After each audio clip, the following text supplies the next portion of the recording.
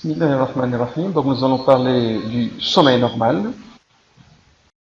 L'élément dans le sommeil, c'est la régulation du sommeil. Il y a deux mécanismes importants qui régulent le sommeil. On a ce qu'on appelle la régulation homéostatique. Et il y a beaucoup de preuves en faveur de cette régulation. On sait que la privation aiguë de sommeil va s'accompagner d'un rebond de sommeil profond avec un allongement de la durée de sommeil.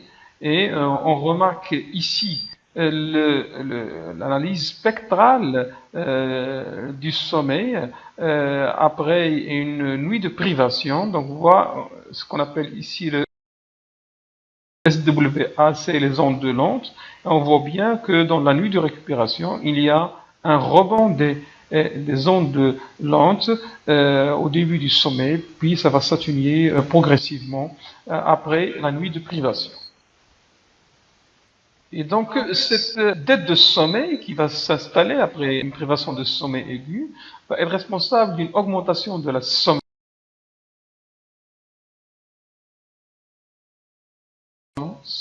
C'est une sorte de pression de sommeil qui va s'installer progressivement en fonction de la privation du sommeil. Et donc, ce qui fait cette privation de sommeil qui s'installe à la suite de la privation va se traduire par une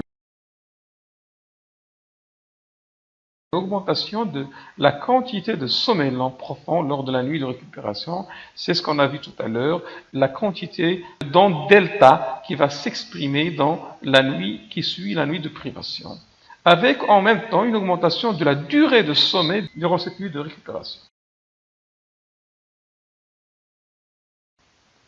Les mêmes données ont été constatées lorsqu'on fait une sieste l'après-midi. Lorsqu'on fait une sieste l'après-midi, donc là on a une nuit de sommeil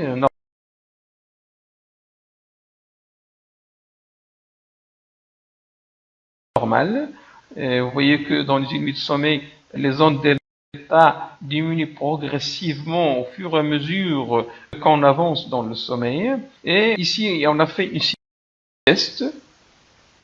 Sieste, ça veut dire qu'on a consommé une certaine partie des ondes delta, ce qui fait que dans la nuit de récupération, on voit bien qu'il y a une différence entre la deuxième nuit et la première nuit de privation concernant la puissance des ondes delta et donc la puissance du sommeil lent profond. Donc, il y a une diminution de la facilité à s'endormir le soir dans la nuit de récupération, avec une diminution de la quantité de sommeil lent profond dans la nuit qui suit la sieste. Ce schéma résume les deux expériences. Dans la première expérience, donc là, ce que vous voyez en bleu, c'est un sommeil normal. Vous voyez qu'on respecte globalement la durée, la pression du sommeil qui augmente au cours de la journée, puis qui va diminuer au cours de la nuit parce qu'on va consommer notre sommeil. Dans l'expérience de privation de sommeil, lorsqu'on fait une nuit de privation, c'est-à-dire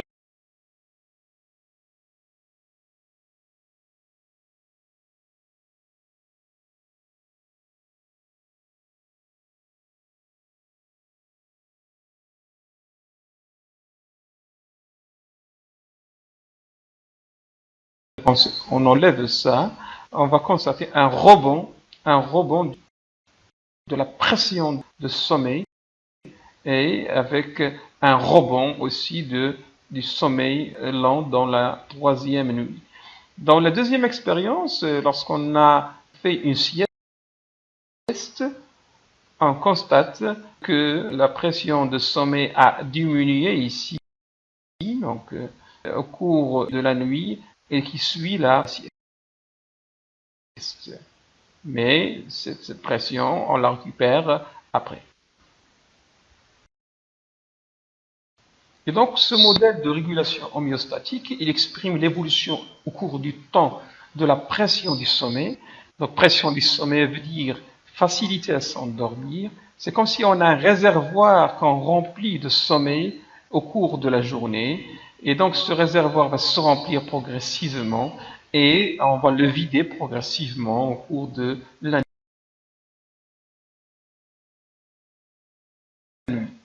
Donc, deuxième composante de régulation de sommeil, c'est la composante circadienne, le rythme circadien, et c'est ce qu'on appelle aussi la chronobiologie, c'est pratiquement une spécialité du sommeil.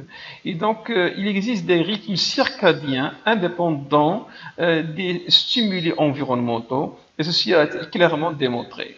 Et comment on a démontré ça? Tout d'abord, il y avait une expérience d'isolement expérimental de l'homme et de tous les repères de temps environnemental. C'est un étudiant allemand qui s'appelle Zeitweber. Cet étudiant a été isolé totalement dans une cave pour étudier ce qu'on appelle les rythmes du libre cours. Libre cours, ça veut dire que l'horloge biologique fonctionne dans son propre rythme, indépendamment de l'environnement extérieur.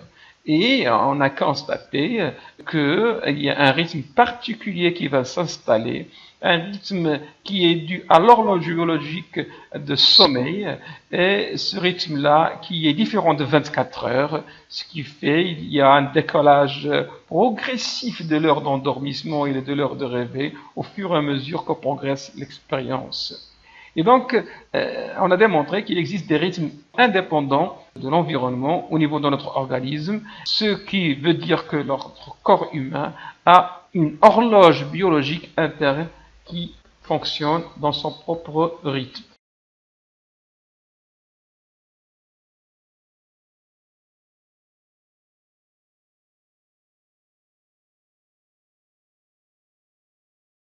Et donc cette expérience-là, on peut la reproduire un peu dans un protocole qu'on appelle un protocole de désynchronisation. C'est en plaçant des sujets dans un cycle de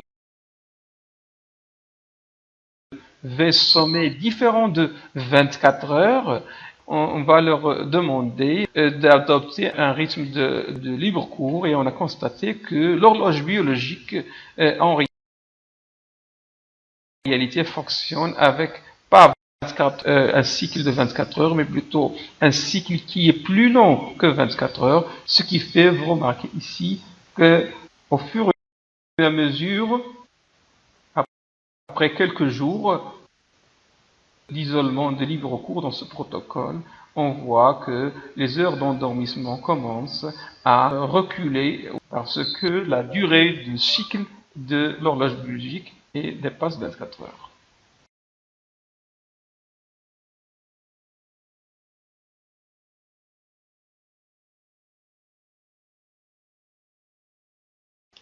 Donc ce libre cours nécessite, comme j'ai dit, l'absence de contact avec l'environnement. Et ce libre cours, on peut l'avoir aussi chez les aveugles, sauf que les aveugles ne sont pas totalement désynchronisés, puisque c'est vrai qu'il n'y a pas de lumière, mais il y a les rythmes sociaux qui peuvent conditionner aussi l'horloge biologique. Vous voyez ici que pour commencer cette désynchronisation, on a quand même besoin d'un certain délai, donc de quelques jours avant que la désynchronisation commence, avec une tendance à un retard de phase, mais il faut quand même qu'il y ait une obscurité constante au cours de ces jours.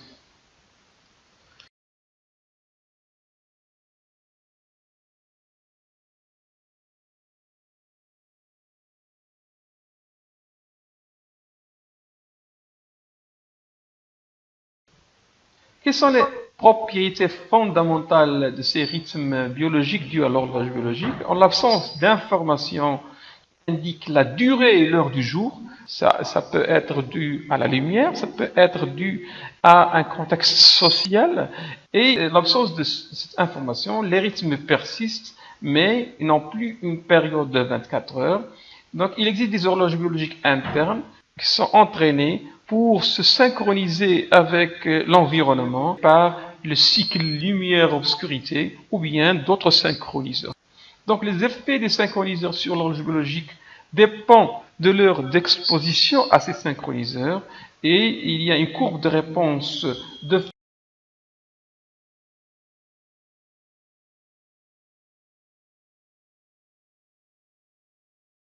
phase qui est due à cette synchronisation. Donc cette régulation circadienne va conditionner pratiquement toutes les fonctions métaboliques physiologiques et comportementales qui vont évoluer au cours du temps de façon rythmique en passant toujours par un sommet et un fond.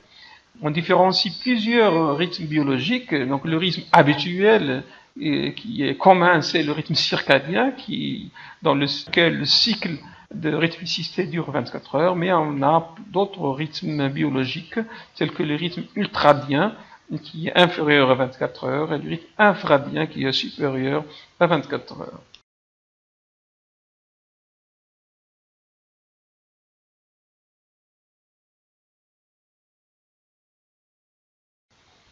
Quelques exemples de variations de rythme biologique dans la régulation circadienne. Par exemple, ici, deux éléments importants qui vont conditionner le sommeil, c'est la température corporelle et la mélatonine.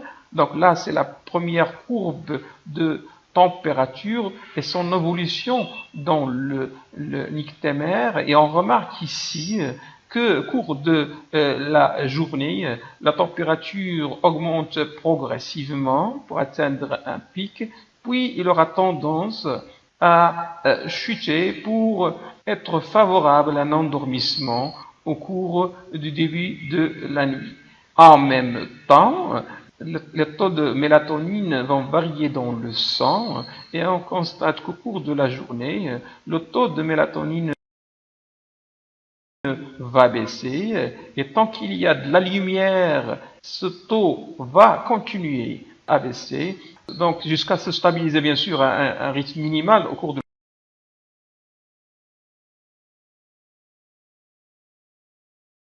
la journée. Et une fois qu'il y a de l'obscurité ici, cette mélatonine va commencer à augmenter pour atteindre un pic qui doit être plus ou moins synchrone avec la chute de la température, ce qui va être favorable à un début d'endormissement.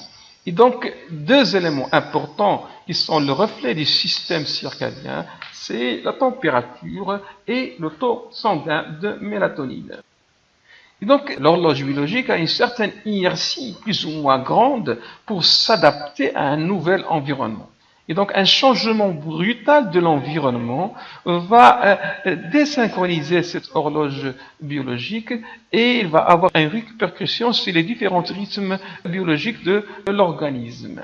Et donc, un changement brutal tel que le cas de jet lag, c'est-à-dire lorsqu'on va voyager dans la fuseau horaire, ou tel que le travail posté, ces deux éléments-là vont perturber les synchroniseurs externes qui vont conditionner l'horloge biologique. Et cette horloge biologique aura tendance à se reprogrammer chaque fois et donc à être perturbée. Ce qui provoque une désynchronisation entre les comportements individuels et les fonctions physiologiques de l'organisme. Et donc il y aura pratiquement une compétition entre les synchroniseurs internes qui doivent s'adapter à chaque fois aux changements brutaux de l'environnement et les synchroniseurs externes qui vont varier de manière brusque et vont influencer les synchroniseurs internes de l'horloge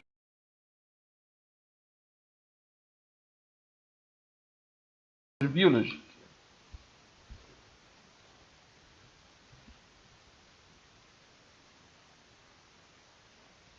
Donc, comment fonctionne l'horloge biologique de manière physiologique?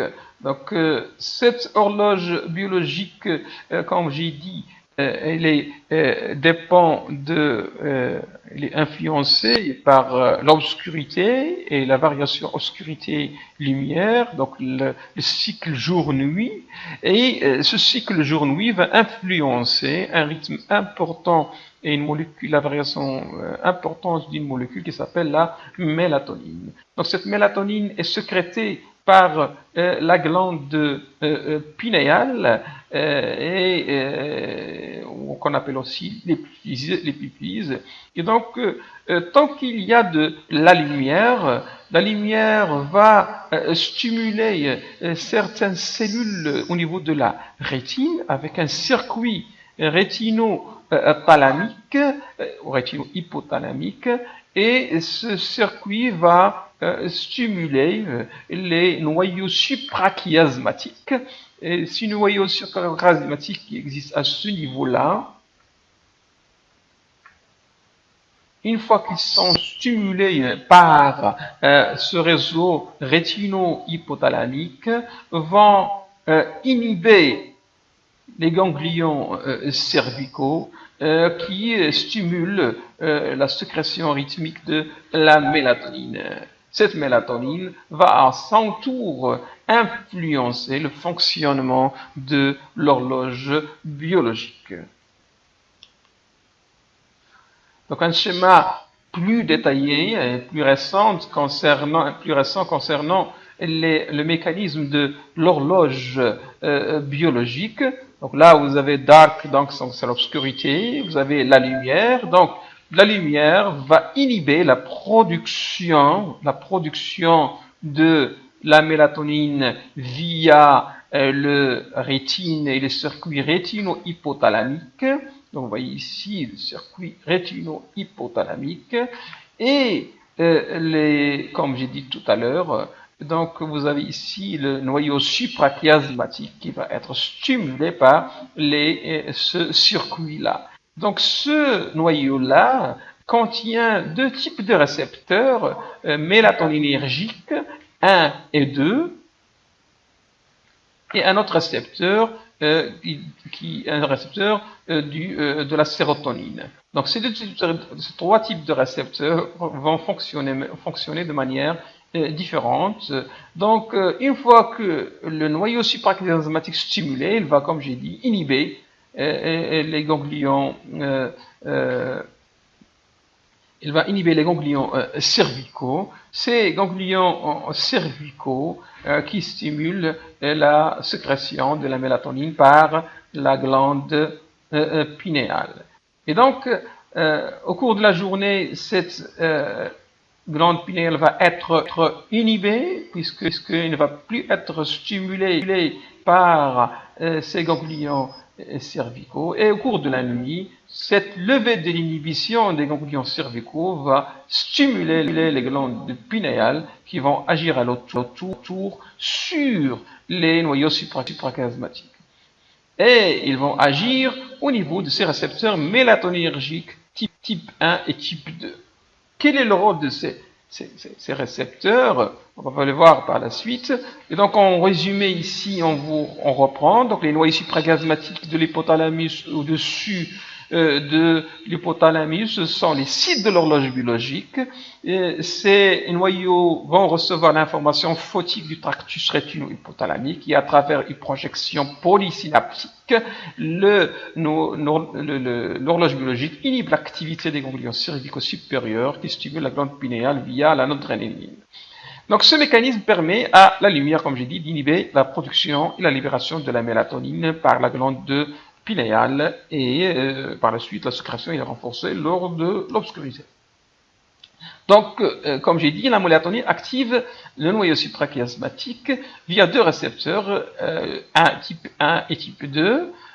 Ces deux types de récepteurs ont une activité différente. Il y a un autre récepteur qui est le récepteur de la sérotonine, donc le 5-HT2C, et celui-là va être modulé par le noyau du raphet via ce récepteur.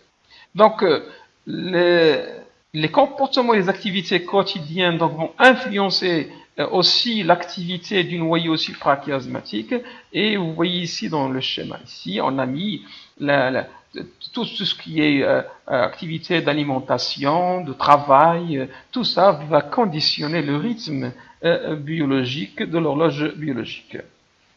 Donc, L'horloge biologique va coordonner tous les rythmes circadiens avec de nombreux processus physiologiques, et donc il va coordonner le cycle veille-sommeil, il va coordonner la température du corps, elle va coordonner la sécrétion neuroendocrine de beaucoup d'hormones.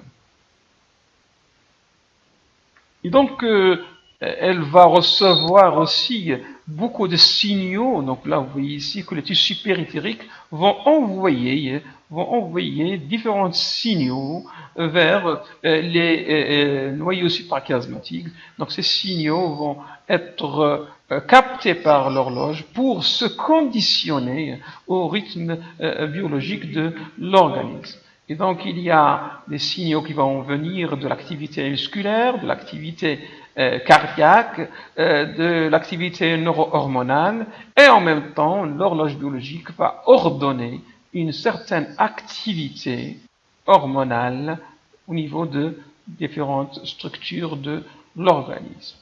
Donc, cette activité, ces messages qui vont venir des différents tissus vont être conditionnés par les éléments et les comportements, par exemple, ici alimentaire, va conditionner, par exemple, les messages qui vont venir de l'estomac, du cœur, donc, et donc, il y a une autre, le noyau suprachiasmatique va aussi en rétrograde, en rétrocontrôle, va contrôler le comportement, la sensation d'appétit, la sensation de satiété, le besoin alimentaire, et elle va contrôler le comportement via le cortex cérébral. Donc il y a une interaction entre les synchroniseurs internes hormonaux et les synchroniseurs externes, la lumière, l'obscurité, le comportement de l'individu, et tout ça doit être synchronisé pour qu'il n'y ait pas de perturbation.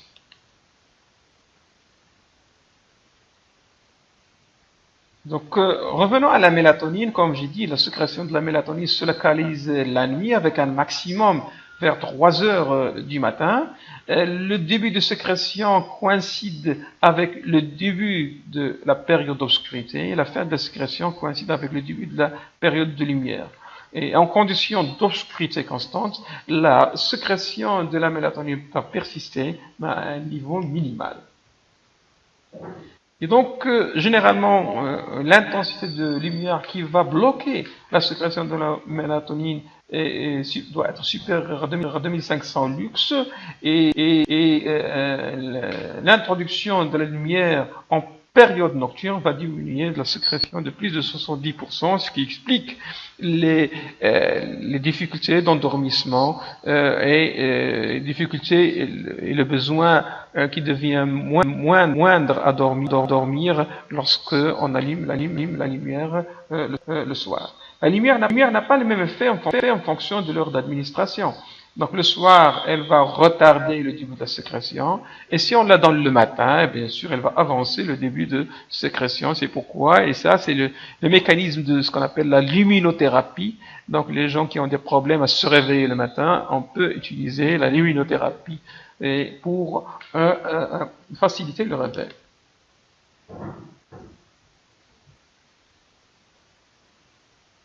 L'horloge biologique va dicter un certain rythme de veille-sommeil interne, si bien qu'il y a une période de sommeil interne et une période de veille interne. Donc, dans ce schéma-là, on voit l'évolution de la latence d'endormissement. La latence d'endormissement, tant qu'il est courte, ça veut dire qu'il y a une facilité à s'endormir. S'il est lent, ça veut dire qu'il y a une difficulté à s'endormir. On voit bien que cette latence d'endormissement augmente progressivement au cours de ces cycles veille-sommeil dictés par l'horloge interne. Puis, cette augmentation progressive témoigne d'une augmentation progressive de l'état de vigilance qui va être maximal à un certain niveau, puis diminuer par la suite. Dans ce changement d'état de vigilance va créer une certaine fenêtre qu'on va appeler zone d'éveil. Cette zone d'éveil correspond à la zone où l'état de vigilance est maximal, où il est plus difficile de dormir. Puis après va commencer la chute, et ça s'appelle, ce début d'amorçage de chute va déclencher une porte du sommeil, c'est-à-dire où il est plus facile de s'endormir, et cette facilité de s'endormir augmente au fur et à mesure avec le temps pour être maximale à une certaine période où elle va avoir une zone de sommeil maximale où il est plus difficile d'éveiller une personne. Et cette zone de sommeil maximal va être suivie par une augmentation progressive de l'état de vigilance, et ce point de départ va constituer le point de réveil interne de l'horloge biologique. Donc il y a une période de vigilance maximale avec une zone d'éveil maximale, avec une porte de sommeil où il est plus facile on commence à être plus facile à s'endormir, et puis il y a une période de zone de sommeil où il est plus difficile d'être éveillé, d'être vigilant, suivi d'une période d'un point qui correspond au réveil interne. Donc tous ces éléments-là sont dictés par les horloges biologiques, et ces éléments-là cette porte de sommeil et ce réveil interne coïncident avec l'évolution dans le temps du taux de la mélatonine, qui est aussi dicté par l'horloge biologique, mais en même temps, ce taux de mélatonine il est influencé par les synchroniseurs externes, essentiellement l'obscurité. On a démontré aussi récemment qu'il est aussi influencé. Donc, l'horloge biologique, en dehors de tout synchroniseur, va contrôler cette zone interdite de sommeil, qu'on va appeler zone d'éveil, la zone facilitatrice de sommeil, et les deux points, la porte du sommeil, qui est la fin de la zone interdite de sommeil, et le réveil interne, qui correspond au début de facilitation de vigilance. L'horloge biologique ne dicte pas que ça, il va dicter aussi la distribution dans le temps des différents stades de sommeil, essentiellement la rythmicité du REM et non-REM. Si bien que, en pratique, le rythme circadien dicté par l'horloge biologique va déterminer des périodes de la journée où la propension du corps à la somnolence est maximale. C'est la période qui existe entre 2h et 6h du matin, et surtout entre 3h et 5h du matin. Et ça explique dans certaines études la proportion plus importante d'accidents dans cette période-là. Il y a aussi une deuxième période de somnolence maximale, mais qui est moins forte, qui existe entre 14h et 18h, mais notamment surtout entre 15h et 5h le soir.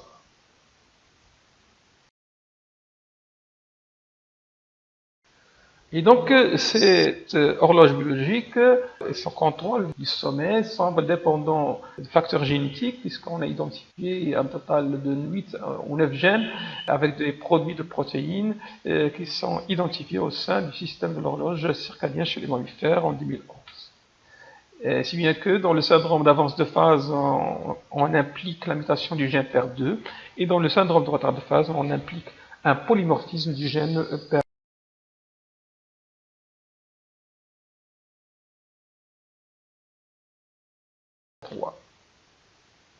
Donc, comment on va modéliser cette activité, cette régulation du sommeil? Il faut impliquer bien sûr le mécanisme homéostatique et le mécanisme circadien. Donc la capacité à rester éveillé ou à s'endormir va résulter de la combinaison des deux forces, la dette homéostatique et la phase du système circadien. Le facteur homéostatique et l'activité du système circadien vont conditionner l'heure d'endormissement. Le facteur homéostatique augmente le signal de somnolence à mesure que la journée progresse, et plus une personne est éveillée, et plus la pression du sommeil va augmenter. Et l'activité du système circadien semble s'opposer au résultat du facteur homéostatique, puisque l'alerte de vigilance médiée par l'horloge biologique va augmenter au cours de la journée, si bien que il y aura une période, un point, où on aura une pression de sommeil maximale et une pression de signal de vigilance qui est maximale. Donc, au moment du coucher normal, le signal d'alerte et le signal de sommeil sont à leur plus haut niveau et on a besoin de quelque chose qui diminue le signal de vigilance pour qu'on puisse s'endormir et pour qu'on puisse répondre à la pression du sommeil.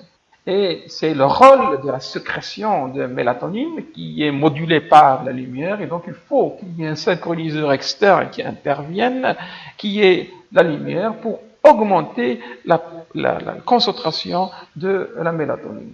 Et cette mélatonine va conditionner le résultat, puisque la stimulation des récepteurs MT1 qu'on a vu tout à l'heure va diminuer le signal d'alerte, et la stimulation des récepteurs MT2, elle, par contre, va être responsable de maintenir la synchronisation du rythme du système circadien.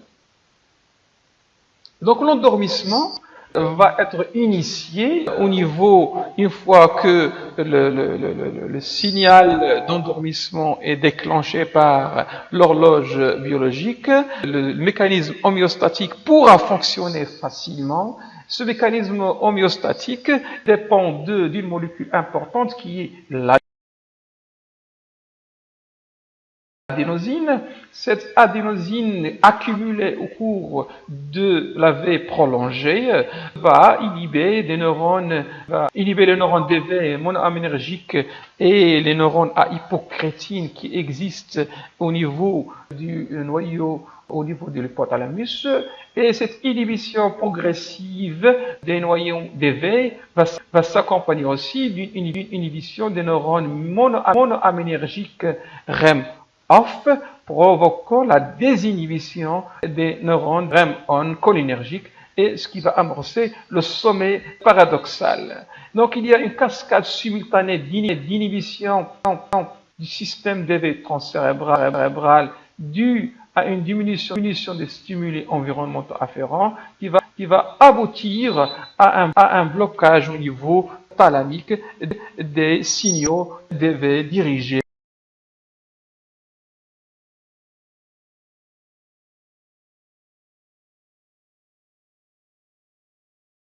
Et donc, on va voir à l'installation d'un cycle veille-sommeil,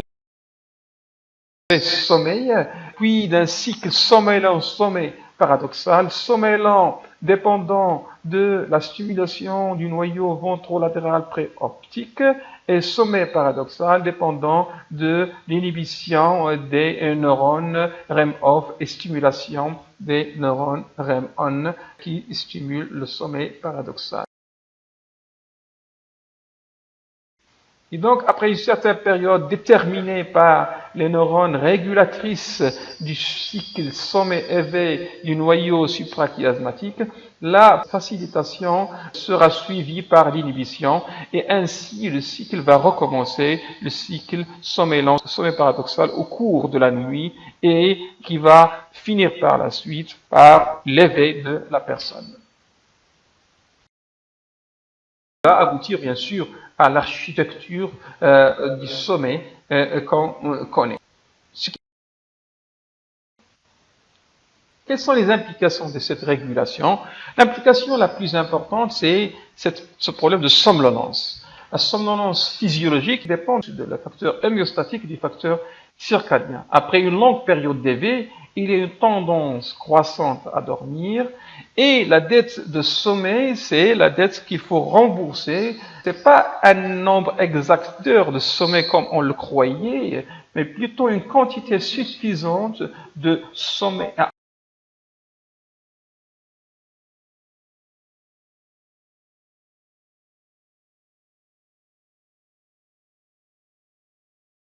de lente qui est nécessaire pour la restauration de l'organisme.